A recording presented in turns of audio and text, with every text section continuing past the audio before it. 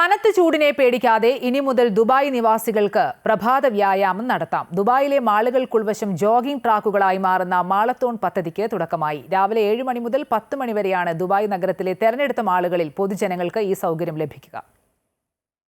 Dubai കിരീടാവകാശിയും UAE ഉപപ്രധാനമന്ത്രിയും പ്രതിരോധ മന്ത്രിയുമായ Sheikh Hamdan bin Mohammed bin Rashid Al മക്തൂമിന്റെ ആശയാവിഷ്കാരമാണ് മാളത്തോൺ പദ്ധതി.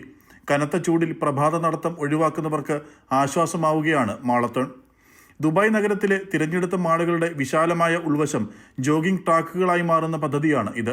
രാവിലെ 7 മണി മുതൽ 10 മണി വരെയാണ് പൊതുജനങ്ങൾക്ക് ഈ സൗകര്യം ഉപയോഗിക്കാൻ സാധിക്കുക. മാളത്തോണിന്റെ ആദ്യ ദിനത്തിൽ തന്നെ നിരവധി പേരാണ് പ്രഭാത വ്യായാമത്തിനായി മാളുകളിലെത്തിയത്. Dubai Mall, Dubai Hills Mall, Mall of the Emirates, Deira City Centre, Mirdif City Centre, Dubai Marina Mall, the Spring Souk, Dubai Festival City, Festival Plaza എന്നീ മാളുകളാണ് നിലവിൽ മാളത്തോൺ പദ്ധതിയുടെ ഭാഗമാകുന്നത്.